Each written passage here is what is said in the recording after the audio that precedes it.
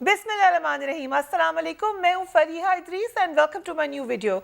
जो हमने कल बात की थी उसमें हमने बड़ी फेमस पॉपुलर सिंगर हैं रिहाना, उनका जिक्र किया था और बताया था कि कैसे उनकी एक ट्वीट ने दुनिया की सबसे बड़ी जमहूरियत होने के दावेदारों को हिला कर रख दिया है। रिहाना ने ट्वीट की थी और जो भारत में किसानों का एहतजाज है उसमें उन्होंने कहा था कि मोदी सरकार या बाकी दुनिया उसका नोटिस क्यों नहीं ले रही। और अब हमें ये नज़र आ रहा है कि रिहाना की ट्वीट का मामला नहीं है या रिहाना की पॉपुलैरिटी का मामला नहीं है। मसला ये हो गया है कि ये पूरा का पूरा जो एहतजाज बड़े अरसे से हो रहा है ये अब एक फांसी का फंदा बन गया है मोदी सरकार के लिए। उन्हें समझ नहीं आ रहा कि करें क्या। निकलने की सर तोड़ कोशिशें जारी हैं मगर कोई कामयाबी फ़िलहाल होती हुई नज़र नहीं आ रही। आलमी बरादरी इस मामले पर तकरीबन चुप सादे बैठी हुई है और बड़े अरसे तक खामोशी रही। अगरचे सिख बहुत कोशिश कर रहे थे अपनी आवाज़ उठाने की, पीसफुल प्रोटेस्ट कर रहे थे, मगर हुआ ये कि जब रिहाना ने ट्वीट की उसके बाद एकदम से भारत में भूखलाहट नज़र आई है। और क्योंकि रिहाना एक बहुत पॉपुलर फिगर हैं, बहुत ज़्यादा millions of people follow her, बहुत सारे उनके फॉलोअर्स हैं, फिर यू हैं भी वो लोग जो यूथ हैं जो पूरी दुनिया में ही फैले हुए हैं, इसलिए उनकी एक ट्वीट ने इतना ज़्यादा काफ़ी बड़ा इंडिया, उस पूरे के पूरे इंडिया में इतना तहलका मचा दिया और हुआ ये कि सारा का सारा मामला दुनिया में उजागर हो गया। इसके साथ ही भारत में फैली हुई जहालत भी बेनकाब हो रही है। हमें नज़र आ रहा है कि किस तरह भारत में तो होता ही ये रहा है कि चाहे बॉलीवुड हो चाहे सेलिब्रिटी कल्चर हो, उसको इस्तेमाल करना है अपने एजेंडा के लिए। इसी जब कोई अपने तय न्यूट्रल बात करता है या खुलकर बात करता है या आपके मुल्क के अंदर जो इस्तेसाल हो रहा है उसको जब वो हाईलाइट करते हैं तो भारत को ये लगता है कि शायद ये भी पेड है। भारत को ये लगता है कि इनके पीछे भी कोई यकीनन कारस्तानी है, क्योंकि खुद हुआ ही ये है कि आपने एक पूरा इमेज बनाया है बॉलीवुड को इस्तेमाल करके, एक इमेज बनाया है सेलिब्रिटी कल्चर को इस्तेमाल करके जो कि असली नहीं था। सो जब अमरीकी गुलकारा रिहाना ने ट्वीट की तो उसके बाद भारत उसे आईएसआई का एजेंट करार देना शुरू हो गए। एक तो आईएसआई भी बड़ी पॉपुलर है भारत में, या नोटोरियस कह लें। जहाँ पर उन्हें लगता है कि हमसे गलती हुई है, जहाँ उन्हें लगता है कि वो फंस रहे हैं, वहाँ पे एक बड़ा आसान जवाब है आईएसआई का और वो आईएसआई के ऊपर इल्ज़ाम तराशी शुरू कर देते हैं। आईएसआई भारतीयों को आप कह सकते हैं कि उनके हवासों पर बुरी तरह सवार है। सो जब पॉप सिंगर अपने नाम की वजह से अक्सर भारतीय से पाकिस्तानी भी समझना शुरू हो गए, क्योंकि रिहाना नाम है RIHANNA, मगर लोगों ने एक्चुअली भारत में जब आप सोशल मीडिया पे जाएं तो बड़ा तमाशा हुआ है, इट्स क्वाइट फ़नी एक्चुअली, कि लोगों ने ये समझना शुरू कर दिया कि रिहाना एक्चुअली शायद रिहाना है। और फिर उन्होंने कहीं ना कहीं से ढूंढना शुरू किया कि इनका कनेक्शन क्या है। किसी कॉन्सर्ट में शायद जुल्फ़ी बुखारी साहब, क्योंकि वो हैं भी बरतानवी और वहाँ पर कॉन्सर्ट्स होते हैं, या कहीं भी कोई परफॉर्मेंस होगी जहाँ पे रिहाना आई नहीं थी। और ये तस्वीर पुरानी नहीं है, हमने पहले भी देखी हुई है। वो तस्वीर उठा ली और उसको शेयर करना शुरू कर दिया और कहा कि सबूत मिल गया है कि रिहाना पाकिस्तान की एजेंट है। कहा क्या था रिहाना ने? रिहाना की ट्वीट को एक दफ़ा आप ज़रूर देख लीजिए। उन्होंने ये कहा था कि कोई नोटिस क्यों नहीं ले रहा कि हो क्या रहा है, और ख़ुद से उन्होंने कुछ इतना कहा भी नहीं था। उन्होंने CNN का एक आर्टिकल शेयर किया था और सिर्फ एक सवाल किया था कि कोई इस पर नोटिस क्यों नहीं ले रहा। इसके ऊपर इतना तहलका मचा। उन्होंने कोशिश की कि ना सिर्फ रिहाना को आईएसआई का एजेंट करार दिया जाए, जुल्फ़ी बुखारी से जो पाकिस्तान के मिनिस्टर है उनको जोड़ा जाए, बल्कि किसी ना किसी तरीके से बताया जाए कि और भी अगर कोई आवाज़ उठ रही है तो वो भी रिहाना की वजह से ही उठ रही है।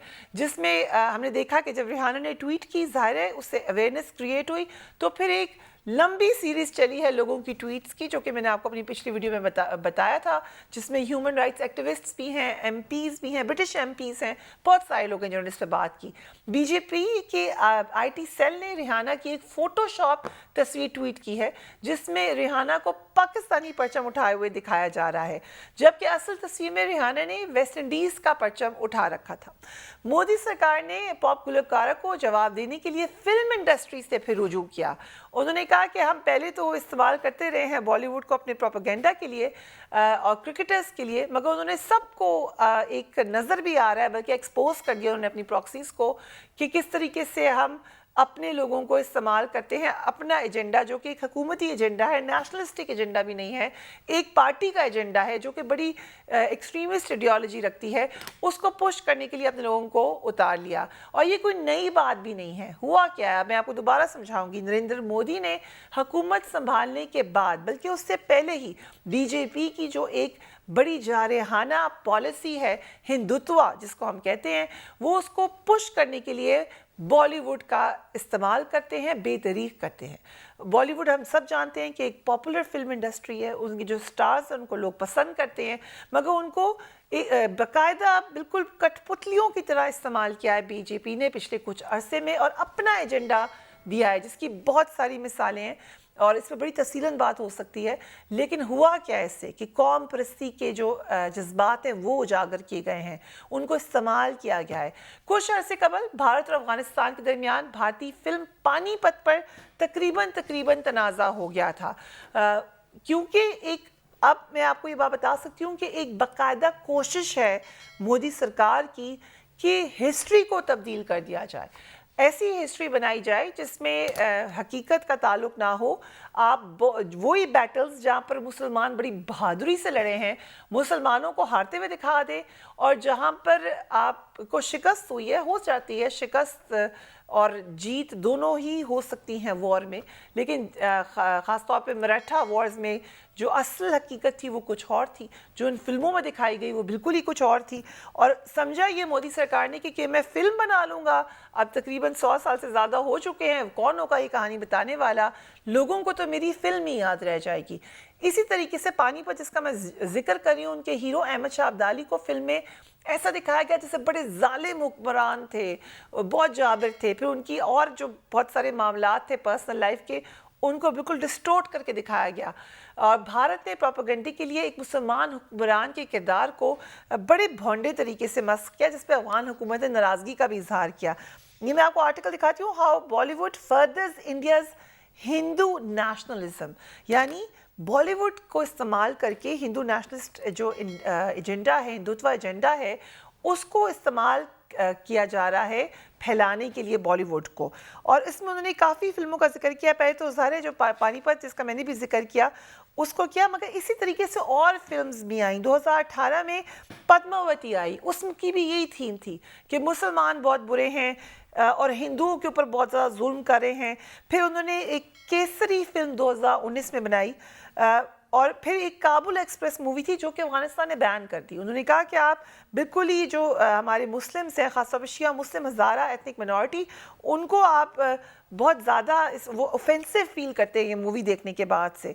اسی طریقے سے جب پانی پت کا جو پوسٹر تھا آن لائن لگا، اس پر بھی لوگوں نے اعتراض کیا۔ انہوں نے کہا کہ پوسٹر سے ہی آپ ہسٹری کو مسخ کرتے ہوئے دکھاتے ہوئے نظر آ رہے ہیں۔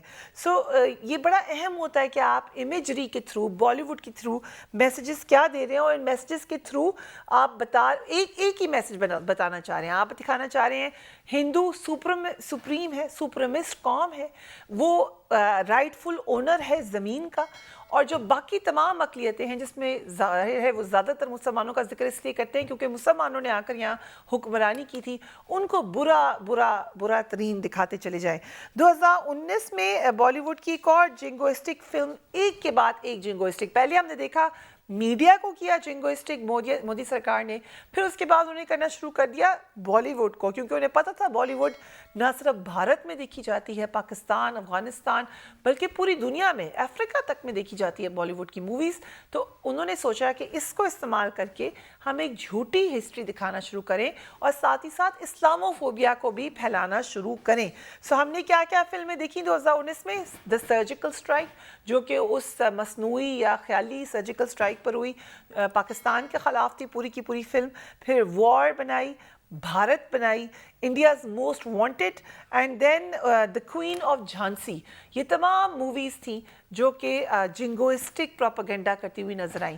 اپنی نیشن کے جذبات ابھارنے کے لیے، اچھی چیزیں سکھانے کے لیے آپ یہ پروپیگنڈا کر بھی سکتے ہیں، لیکن اس کا مطلب یہ نہیں ہے کہ آپ ہسٹری کو ڈسٹورٹ کر دیں۔ اور یہاں پر تو نیکسس نظر آ رہا ہے جس گودی میڈیا کا، بھارتی فلم انڈسٹری کے ساتھ، اس کے ساتھ ساتھ میڈیا کے ساتھ، اور پھر پارلیمنٹ کے ساتھ بھی. اس کے اوپر میں نے ڈیٹیل میں لکھا ہوا بھی ہے، میں آپ کو یہ اور تفصیلاً بتاؤں گی، لیکن آج ہم اس کو بالی ووڈ تک ہی رکھتے ہیں کہ کس طریقے سے ہندوتوا پروجیکٹس بناتے گئے مودی سرکار اور اس کو لگاتے ہوئے نظر آئے.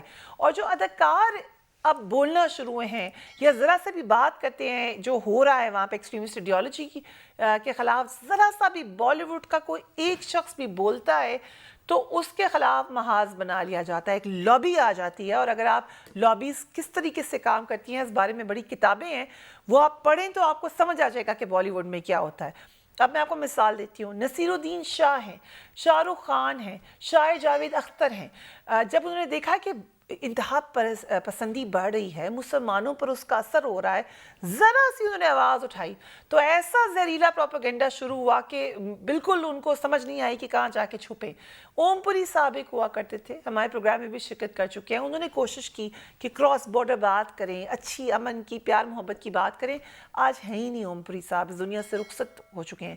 اب انہیں کیونکہ اپنے ملک میں تو بالکل اجازت نہیں دی ہوئی کہ کوئی بولے، کوئی باہر سے آ کر بولتا ہے تو اس میں بھی مسئلہ ہے. گلوکارہ ریحانہ کے خلاف بھی فلمی اداکاروں کو استعمال کرنے کی کوشش کی گئی ہے.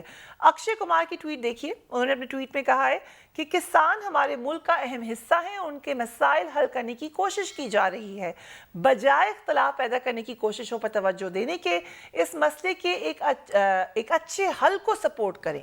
جبکہ معروف بھارتی اداکارہ Hema Malini, and let's not forget کہ Hema Malini B J P کے ٹکٹ پر لڑی ہوئی الیکشن، انہوں نے یہ کہا کہ میرے لیے بہت دلچسپ ہے کہ ایک غیر ملکی مشہور شخصیت جس سے ہمارے عظیم ملک بھارت کا صرف نام ہی معلوم ہے، بڑی دیدہ دلیری سے ہمارے اندرونی معاملات اور پالیسی پر بیان دے رہی ہے. حیران ہوں کہ وہ کیا حاصل کرنا چاہتی ہیں اور وہ کسے خوش کرنا چاہتی ہیں. اگین انہوں نے امپلائی کیا کہ ریحانہ کسی کے کہنے پہ یعنی پاکستان کے کہنے پہ بات کر رہی ہیں. یہ بھی میں آپ کو بتاتی چلوں کہ جس وقت ابھی کچھ عرصہ پہلے کیپٹل ہل پر دھاوا بولا ہوا تھا لوگوں نے، اور اس وقت ڈونلڈ ٹرمپ کو برا بھلا کہا جا رہا تھا امریکہ میں، وہی ڈونلڈ ٹرمپ جن کو مودی نے ہاؤڈی مودی میں اپنا بالکل ساتھی یار جگر کہہ دیا تھا، ان کے خلاف ٹویٹ کی تھی نریندر مودی نے. وہ ٹویٹ آپ دیکھ سکتے ہیں. اور اس وقت کسی نے نہیں کہا تھا کہ انٹرنل میٹر ہے. آج سب یہ ٹویٹ واپس بھیج رہے ہیں پی ایم او انڈیا جو کہ ان کا ٹویٹر ہینڈل ہے، اس کے اوپر انہیں یاد کرا رہے ہیں کہ آپ ان کو کہہ رہے ہیں انٹرنل میٹر ہے، خود آپ دوسروں کے میٹرز میں بات کرتے تھے. مودی سرکار نے ریحانہ کے خلاف اب کرکٹرز کو، جیسا میں نے کہا، ان کو بھی میدان میں اتار دیا. سچن ٹنڈولکر صاحب کی بھی ٹویٹ دیکھیں، بڑی انٹرسٹنگ ہے. انہوں نے کہا کہ بھارت کی سالمیت پر سمجھوتا نہیں ہو سکتا، غیر ملکی قوتیں محض تماشائی ہو سکتی ہیں. بھارتی بھارت کو سمجھتے ہیں اور انہیں ہی بھارت کے فیصلے کرنے کا حق ہے. اتنا انہوں نے سنگین قسم کا بیان دے دیا. کیا ہوا تھا، ایک آرٹسٹ تھی، انہوں نے ایک بات کی، آپ کے ملک میں ہیں سکھ، وہ آپ ہی کے ملک کے لوگ ہیں، ان کے لیے انہوں نے بات کر دی، اتنا ناگوار گزر گیا ان کو. وہ ایک دوسری انہی کی ایکٹریس ہیں بالی ووڈ کی، انہوں نے تو ٹیررسٹ کہہ دیا سکھس کو. انہوں نے کہا یہ سارے ٹیررسٹ ہیں، جو آواز اٹھا رہے ہیں مودی سرکار کے خلاف وہ ہے ہی ٹیررسٹ. شاید اس لیے کیونکہ پگڑی انہوں نے باندھی ہوئی تھی، اور ان کی موویز میں یہ دکھایا جاتا ہے کہ مسلمان ٹیررسٹ ہے، مسلمان غلط ہے، تو انہوں نے سوچا کہ یہ بھی اب کیونکہ ویسی پگڑی ٹربن شاید مان لیتے ہیں، سر کور کیا ہوا ہے، تو یہ بھی ٹیررسٹ ہوں گے. پتہ نہیں کیا وجہ تھی کہ بالی ووڈ میں ہوتے ہوئے، دنیا سے ان ٹچ ہوتے ہوئے انہوں نے اتنی غلط ٹویٹ کی، پھر ان کو ڈیلیٹ بھی کرنی پڑی. اسی طریقے سے وراٹ کوہلی کی ٹویٹ بھی دیکھیے. انہوں نے کہا اس مشکل گھڑی میں متحد رہیں، کسان ہمارے ملک کا اٹوٹ حصہ ہے اور مجھے یقین ہے تمام فریقین کے درمیان اس مسئلے کا بہتر حل نکل آئے گا. اچھی ٹویٹ ہے یہ، انہوں نے آپس میں مل بیٹھنے کی بات کی ہے. جبکہ بھارت میں ریحانہ کو ISI کا ایجنٹ بنا دیا گیا. ایک بھارتی شہری وکرند راجپوت تو براہ راست ریحانہ سے پوچھتے ہوئے نظر آ رہے ہیں، اور میں بار بار کہہ رہی ہوں کہ اٹس لوکنگ آلموسٹ فنی. اگر کسانوں کا اتنا استحصال نہ ہو رہا تھا تو ہنسی آتی، لیکن کیونکہ ان کا اتنا استحصال ہو رہا ہے تو پھر ہنسنے کا دل نہیں چاہتا. انہوں نے کہا آپ کو پاکستانی ISI نے اس ٹویٹ کے لیے کتنی رقم دی ہے، یعنی پیسے دیے ہوں گے ریحانہ کو، جو کہ پتہ نہیں کتنا ان کا بینک بیلنس ہے، ان کو ملینز میں کماتی ہیں، اتنا ان کا بینک بیلنس ہے. ان کو انہوں نے کہا کہ بتائیں ISI نے آپ کو کتنا پیسہ دیا ہے. پھر اسی طریقے سے صحافی ہیں جے ویرلمین، ان کی جانب سے اس کا خوب مذاق اڑایا جا رہا ہے. اپنی ٹویٹ میں انہوں نے کہا ہے کہ مودی کے حامی امریکہ پاپ سٹار کو CIA اور پاکستانی انٹیلیجنس ایجنسی کا ایجنٹ قرار دے رہے ہیں. اس کے ساتھ ہی جے ویرلمین نے ریحانہ کو مخاطب کر کے کہا ہے کہ وہ CIA اور ISI کے اہلکاروں کی جانب سے مزید ہدایت کا انتظار کریں. Let's wait for more information. Bharat کے سابق نائب وزیر خارجہ ششی تھرور، اب Shashi Tharoor is an academic, intellectual ہیں، کانگریس سے تعلق ہے، کھلے ذہن کے انسان ہیں. ان کو نظر آیا کہ کیا غلط ہو رہا ہے، اس لیے انہوں نے سارے پروپیگنڈا کو، شکر ہے کسی نے آواز بلند کی، انہوں نے کہا شرمناک ہے یہ پروپیگنڈا. ٹویٹ کیا کی ہے ششی تھرور نے، لیٹس ہیو اے لک. انہوں نے کہا غیر ملکی شخص کے بیان پر رد عمل ظاہر کرنے کے لیے بھارت کو معروف شخصیات کو استعمال کرنا شرمناک ہے. حکومت نے اپنے غیر جمہوری طرز عمل سے بھارت کے عالمی امیج کو جو نقصان پہنچایا ہے، اس کا ازالہ کسی کرکٹر کے ٹویٹ سے ہو ہی نہیں سکتا. سابق وزیر داخلہ چدمبرم صاحب نے بھی اپنے ٹویٹ میں کہا ہے کہ اچھی بات ہے کہ ریحانہ اور گریٹا تھرنبرگ نے بھارتی وزارت خارجہ کو نیند سے جگا دیا. بھارتی وزارت خارجہ کب اس حقیقت کا ادراک کرے گی کہ انسانی حقوق اور معاشی مسائل قومی سرحدوں تک محدود نہیں رہتے. اور یہی $1,000,000 بات ہے کہ یہ بات کیسے آپ سرحدوں کے اندر کنٹین کریں گے. یہ ہزاروں کی تعداد میں لوگ ہیں جن کا استحصال ہوا ہے، ان کی روٹی چھینی گئی ہے، ان کو تکلیف میں ڈالا گیا ہے.